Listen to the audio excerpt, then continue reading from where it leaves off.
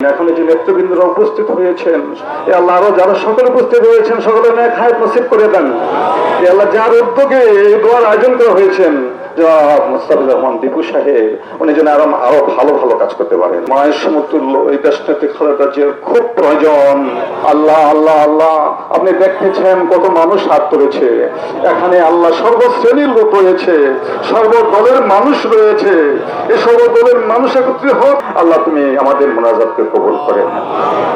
আমাদের দেশ নেত্রী বেগম খালেদা জিয়া আপসের নেত্রী, যেই নেত্রীর মাধ্যমে বাংলাদেশে গণতন্ত্র এসেছে, যেই নেত্রীর স্যাক্রিফাইসে এই বাংলাদেশকে টিকিয়ে রেখেছে, এই নেত্রী আজকে অসুস্থ, মানে বাংলাদেশ আজকে অসুস্থ।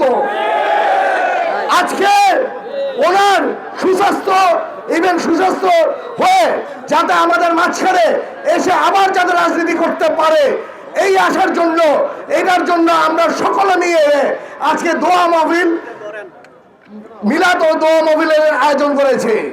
আজকে এই আয়োজন যারা করেছে, রূপগঞ্জ থানা বিএনপিকে প্রথমে ধন্যবাদ জানাই যে আপনারা এত সুন্দর করে একটি আয়োজন করেছে।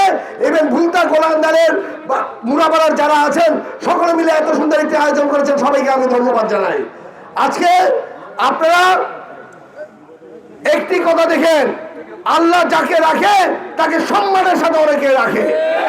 আমাদের বেগম খালেদা জিয়া, আমাদের দেশ নেত্রী বেগম খালেদা জিয়াকে আল্লাহ কতটুকু সম্মান দেয়। ওনাকে শেখ হাসিনা বলেছিল যে ওনাকে আর এই দেশের প্রয়োজন নাই, সে দেশ ছেড়ে পালিয়েছে, তার নেতা কর্মীকে রেখে পালিয়ে গিয়েছে।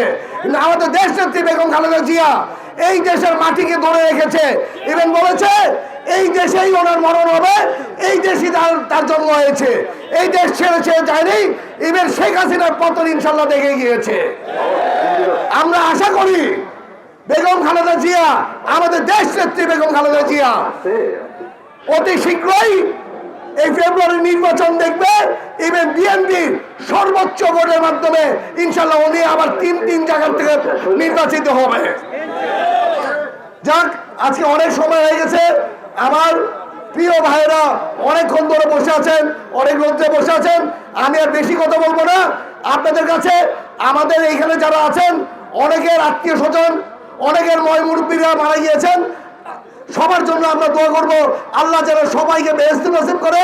আর আমাদের দেশ নেত্রী বেগম খালেদা জিয়ার জন্য দোয়া করব। এই বলে আমার বক্তব্য শেষ করছি। খোদা হাফেজ। বাংলাদেশ জিন্দাবাদ। সবাই ভালো থাকেন, সুস্থ থাকেন।